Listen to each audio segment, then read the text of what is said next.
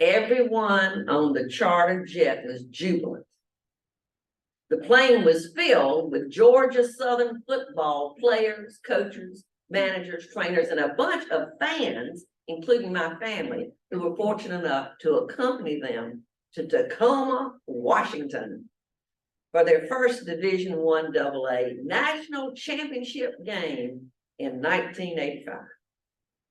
And we were so joyful with our win over our rival, Furman University, that ended with a last-minute pass from Tracy Ham to Frankie Johnson. The flight attendants were busily serving those who were of age, and perhaps some who were not, with drinks they ordered. Now, unfortunately, the food was served much later. Actually, that happened at the event that Greg and I were in at last night. So you have alcohol coming and the food coming later. Well, some of the team members were celebrating a bit too much. They seemed to find it amusing to harass the female flight attendants. Coach Irk Russell heard some of the remarks from his front row seat. I watched as he stood up and turned around with a stern look on his face. He walked back to where the players were, stared at them, and said, "Do right." That was all that was needed. They settled down immediately. I had heard Coach Russell share before that he had only one rule for the behavior of his team, and that was do right. He explained that most of the players knew by the time they came to college what the right thing to do was, so they did not need to have more specific rules. I was not sure that I entirely agreed with him, but it sure did work on the plane that evening. Even the fans behaved a bit better. But it's not always so simple to know the right thing to do, is it? Philosophers, theologians, psychologists, biologists, and others have studied this, of course, specifically studying how and why we make the decisions that we do when we have some sort of moral dilemma. What is a moral dilemma? One of the most famous is the Heinz dilemma. Here's one version used by psychologist Lawrence Kohlberg, who's an expert on moral development. I'll read it to you. A woman was on her deathbed. There was a drug that the doctors said would save her. It was a form of radium that a druggist in the same town had recently discovered. The drug was expensive to make, but the druggist was charging 10 times what the drug cost him to produce. Now, this was, of course, a long time ago. They don't do that now, do they? He paid $200 for the radium and charged $2,000 for a small dose of the drug. The sick woman's husband's Heinz went to everyone he knew to borrow the money, but he could only get together about $1,000, which is half of what it cost. He told the druggist that his wife was dying and asked him to sell it cheaper or let him pay later. But the druggist said, "No, I discovered the drug and I'm going to make money from it." So Heinz got desperate and broke into the man's laboratory to steal the drug for his wife. Should Heinz have broken into the laboratory to steal the drug for his wife? Why or why not? I'll give you a moment to think about it.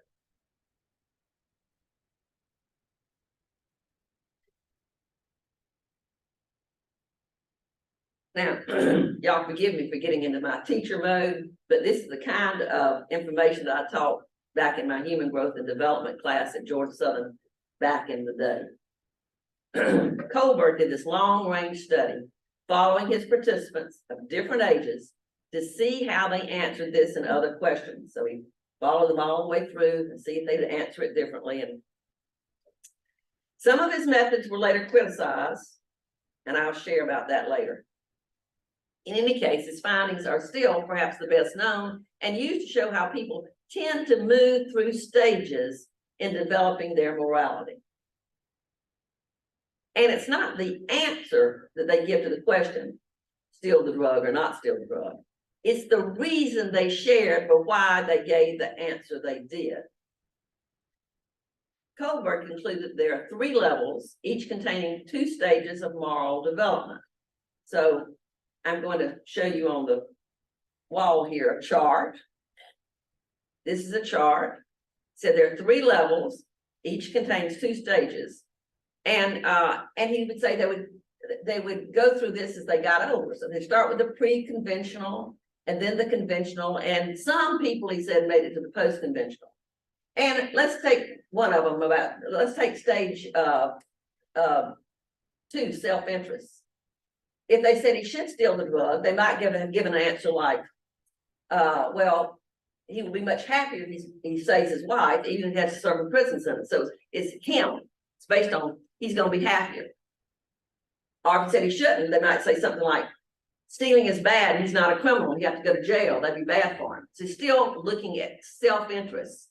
So it's based, where they are is not based on whether or not they say she should steal the drug, but the reason they gave for it. And if you look on down on that, let's look down at law and order. If it's at that conformity one, his wife expects it. He wants to be a good husband.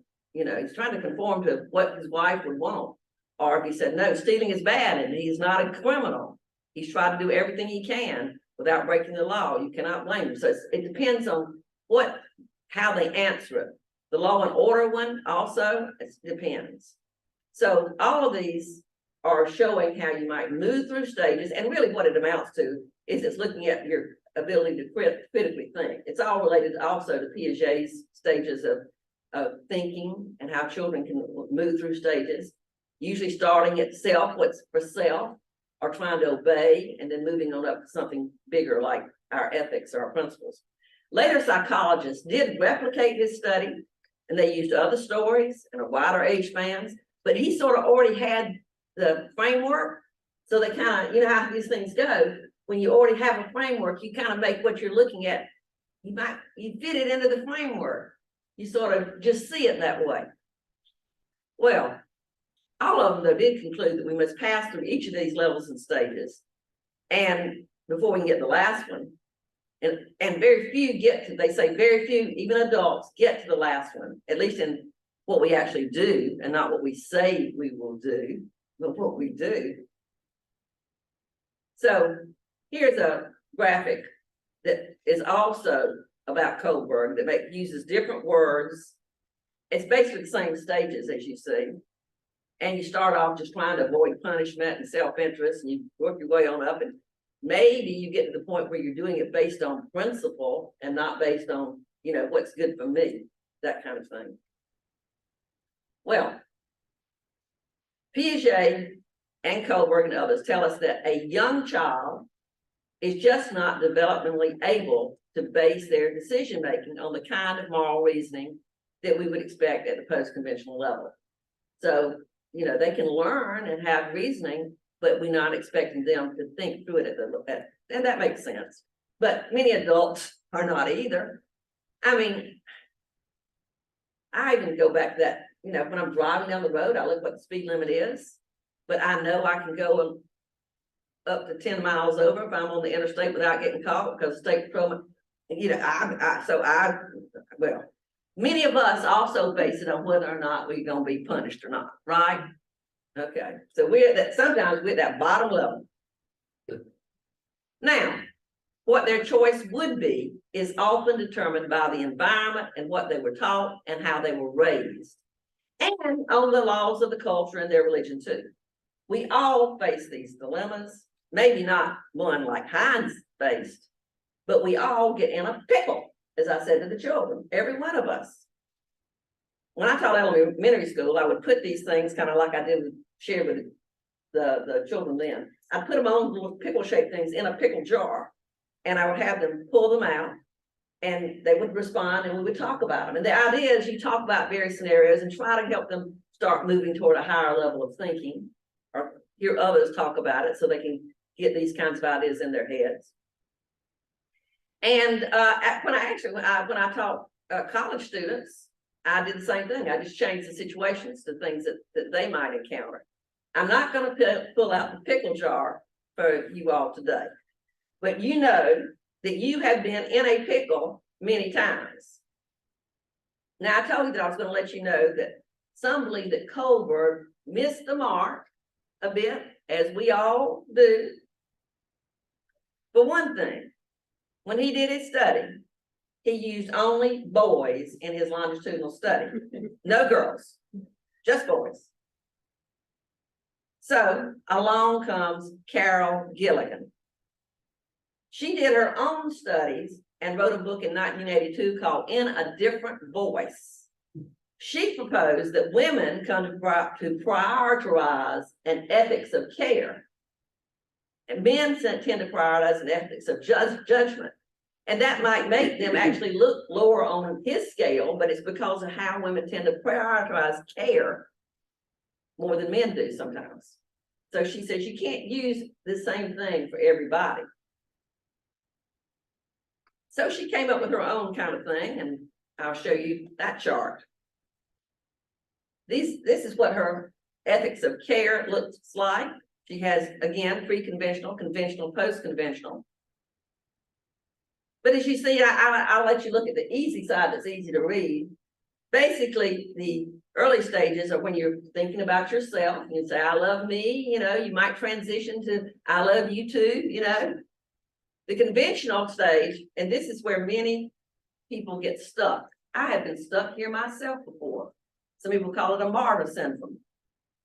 We get where, you know, we're like, I love you more than me. What happens is we think we have to put ourselves last. Put ourselves last. And we actually don't take care of ourselves because we got to constantly be taking care of our loved ones or other people. Do you know some people like that?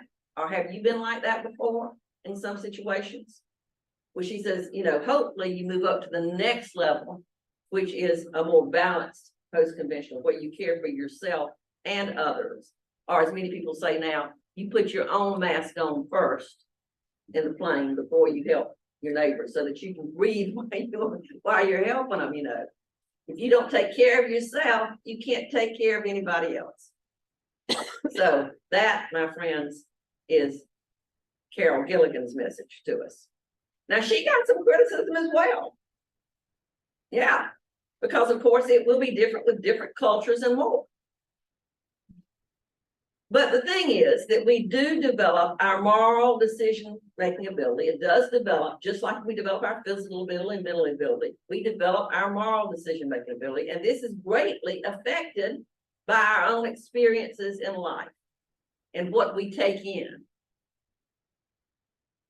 Somebody told me that they just heard that Skill Mockingbird was banned in Florida. I think it's been banned a long time in some kind of places in Florida. I got to think about that, and I thought, you know, that's one of the books that shifted my moral development thinking, and many others. Many of these being banned are the ones that I took in that shifted my thinking and I think might have helped me move to a little higher level of thinking. Some people would say no, but nevertheless. So here's another slide. One of the most famous moral dilemmas in American literature is shared in Mark Twain's novel, Huckleberry Finn. You may remember that Huck had befriended Jim, an enslaved man who'd escaped from Miss Watson. And Huck and Jim were on the river to freedom for Jim. And Huck's morality and his conscience of what was right and wrong were based on what he had learned as a white boy living in rural Missouri, where folks considered enslaved people to be property. And he had also learned that it was wrong to steal someone else's property. So as they made their way, and they were getting closer to the border where Jim would be free, Huck's conscience started to bother him. Here's a quote from Huck himself about this. Jim said it made him all trembly and feverish to be so close to freedom. Well, I can tell you it made me all over trembly and feverish too to hear him, because I begun to get it through my head that he was most free. And who was to blame for it? Why, me. I couldn't get that out of my conscience. No way, no how. It had never come home to me before, but this thing that I was doing, But now it did, and it stayed with me and scorched me more and more. I tried to make it out to myself that I wasn't to blame because I didn't run Jim off of his rightful owner. But it wasn't no use. Conscience come up to me every time and say, but you knowed he was running for his freedom and you could have paddled ashore and told somebody. That was so. I couldn't get around that. No way. That was where it pinched. Conscience said to me, what had poor Miss Watson done to you that you treat her so mean? I got to feeling so mean and so miserable, I almost wished I was dead. Now, as his conscience bothered him more and more, Huck made a plan to say he was going to paddle up the river, pretending he was going on a reconnaissance mission. But he really planned to turn Jim in, like his conscience was telling him he had to do. As he paddled off on the raft, Jim was shouting to him. Jim was saying, pretty soon I'll be shouting for joy and I'll say it's all on account of Huck. I'm a free man. Jim won't ever forget you, Huck. You've been the best friend Jim ever had, and you're the only friend old Jim got now. Well, to make a longer story short, Huck just couldn't turn him in. Though he knew to turn him in was the right thing to do. It wasn't that he was thinking at some higher level of moral reasoning. He would still say, if you gave him a little test, that the right thing to do was to turn Jim in, right? And he commiserated again on a later opportunity to do so. But he loved Jim. He loved Jim. So he did what probably all of us would think was the right thing. And he did not turn him in. Now, his Sunday school lessons led him to know that his actions, he said, he remembered his Sunday school lessons, and he knew that his actions would lead him to go to hell. But with all the gumption a 13-year-old boy can muster, he declares, all right then, I'll go to hell. All right then, I'll go to hell. I'm not sure what Kohlberg would say about Jim's reasoning, but I'd say love won. Love won. Now, thankfully, unlike Huck Finn, I don't believe in hell. But I have other folks who say they love me, who think that's where I'm headed.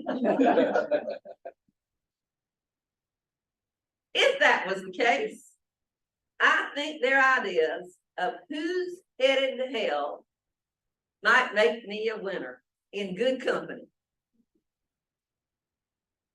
Now I have something to tell you that may sound a little self-serving since I'm a Unitarian Universalist minister, but I've decided to share it anyway. And that is this. I think that being involved in Unitarian Universalism, exploring ideas and situations with all of you and other UUs, and reading books and articles recommended by the Unitarian Universalists has shifted my thinking over time to something that, frankly, I think is better. Now, I don't know if I'd still make it to the top of Kohlberg's or Gilligan's charts, and that's not what's important to me anyway. I just want to try to do the right thing.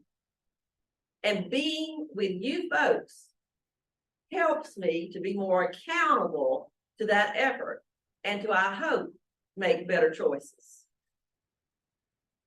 I'm going to close with a slide of the proposed values that our Article 2 folks are putting forth for us to especially lift up as Unitarian Universalists.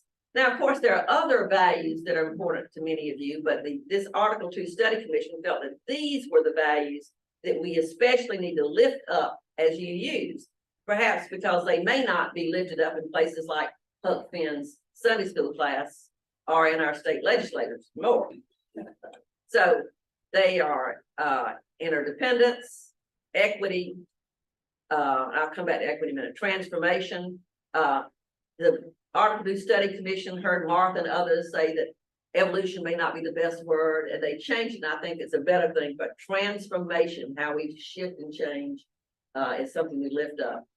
Pluralism, generosity, and justice, and then love is at the center. Now, equity, when I presented it last fall, when I did the whole sermon series, that was listed at that time as diversity/equity, and they said they may decide on one word. They decided on equity, and I'm glad they did, because if you talk about equity and lift up equity, diversity is assumed. If you're going to talk about equity, diversity is just going to be in there. So equity is what they're lifting up. Now, while we're talking about equity,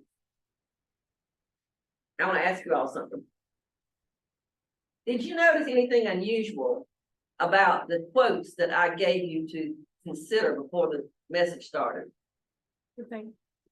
Women? What, Sherry? Were they all women? There were a lot of women. They were all women. All women. Well, let me tell you what happened. What happened was, I think I'll put some quotes in here for them to think about. So I'm going to Google, okay, ethics, right thing to do. All the famous quotes from famous people. They were all men. Everything that came up, all men. Actually, all white men. That's just about everything that came up. All men. And so at first I was going to, okay, I have to go look for some women. Go especially look at some women that I know talk about these kind of things and find a quote and stick them in there with some of the men, right? And then I thought, no, I don't think I want to do that, because normally what we see is all men. I think today we'll see all women. But because that's a little more equitable, because we normally see all men. So it's not equal, but sometimes to be equitable doesn't mean to be equal. And that's why I did that today. And normally I'll mix them up, but today I thought, no, I think I'll just do that because of what happened to me when I tried to look them up. So today you got all women, and they were all good folks, weren't they? All good folks. All right. So these are the values. All of these are important things. They're all important things. And I hope to you. But it's that central value of love. And they had that in the center. They decided to put a little chalice in there with it. That's nice, because that makes it you.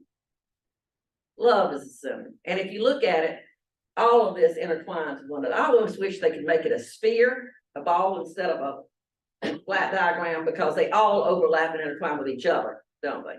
And especially they all do with love. So how do we know what is the right thing to do?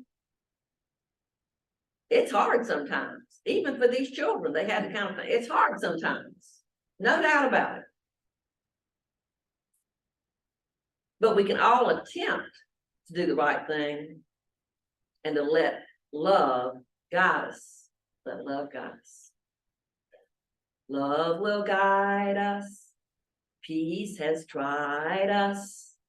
Hope inside us will lead the way. Some of you know it. On the road from greed to giving, love will guide us through the hard night. If you cannot speak like angels, if you cannot speak before thousands, you can give from deep within you. You can change the world with your love. May it be so. May it be so.